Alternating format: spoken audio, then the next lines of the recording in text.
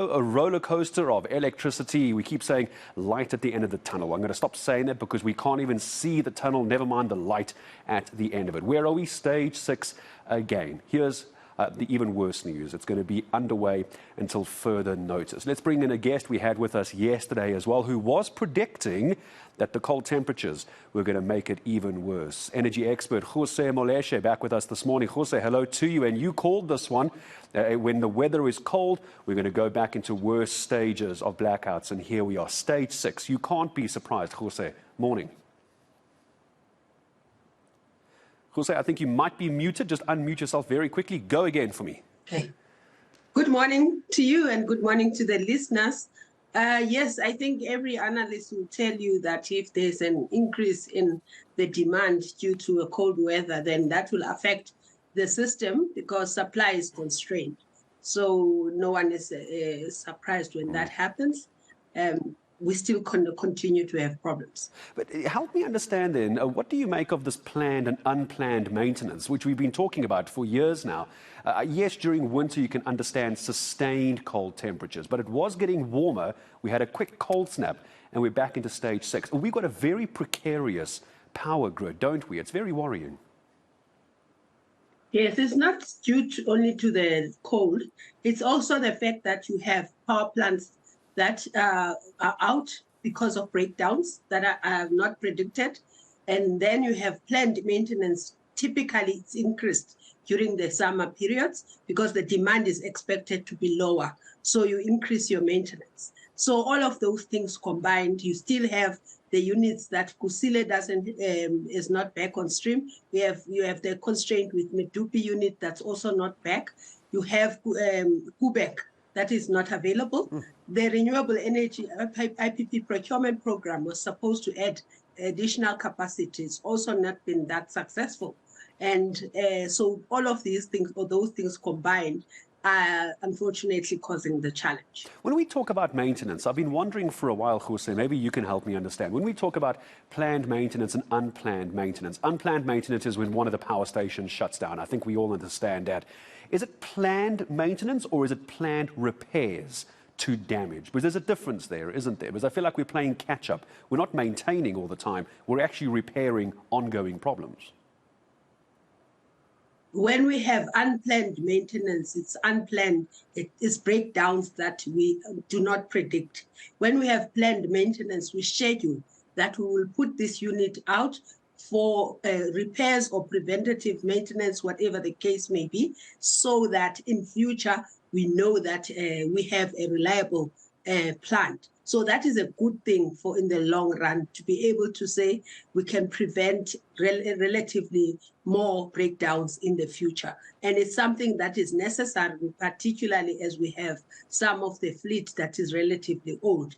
But breakdowns just happen randomly. You have to figure out what the problem is and then try to get the spares, if they are available, to sort that out. If they are not, it would take longer to bring them back on stream. And Eskom has been struggling to bring them back on what they've predicted will be. That's another challenge. Yeah, it's a huge challenge. Another challenge, I'm sure, is going to be, and maybe I'm being very pessimistic, like most of the country right now, this cold snap, along with the unplanned maintenance, is why we're in stage 6. But I know what's going to happen. As soon as we get into the rainy season, then we're going to be told by Eskom, well, now the coal is wet because it's being rained on. That's why we've got blackouts. There just seems to be excuse after excuse with Eskom. So typically with power plants or power systems, you have enough reserve capacity for citizens not to feel the day-to-day challenges that happen. The problem with us is that we don't have enough on the supply side to be able to call on that reserve. We do use diesel, but there are constraints there as well, which are logistics as well as financial constraints. So ultimately, South Africa needs to have additional capacity to be able to withstand any of these problems so that the citizens don't know as much as they do now what happens behind the scenes. That's typically managed well. It is. That part is managed well. The power supply is not so well managed. You mentioned the IPPs. We know that during BRICS, there were these agreements signed with Chinese companies to assist with the blackouts as well. You're in the field. You are one of the experts. When are we going to start seeing that, do you think? What are your sources telling you? The Chinese agreements and these IPP agreements. How much closer are we to actually seeing a difference with all those agreements? The Chinese agreements, as far as I understand, was to help with the issues related to the hospitals not having backup when you have load shedding. So they would assist with the equipment that should be installed. But overall, the system needs significant additional capacity to be able to manage to manage the demand, meet the demand that we have. And that is stalling because of the additional capacity that was anticipated would be procured, for instance, from the region, procured from private players. All of those things are plagued with a lot of problems. The bid windows have got capacity constraints when it comes to the grid. So we do need to have an additional capacity that comes. I don't know what's happening with the power shift. That was one of the proposed interventions. But we do need to have new capacity coming in. Do you think we could go above stage 6? Do you think we could be heading to a point now that even during summer, we're back into stage 6? Clearly, it's a very volatile power grid at the moment. Could we go beyond where we currently are? Could it finally happen? Stage 7, stage 8, stage 9, et cetera, et cetera? With the fact that you cannot predict right now, and sometimes there's delays bringing back the units, that is a possibility. But we hope that Eskom is on top of issues and they keep on bringing back the units, and then the other ones trip and all of that. But hopefully not too many trip at the same time.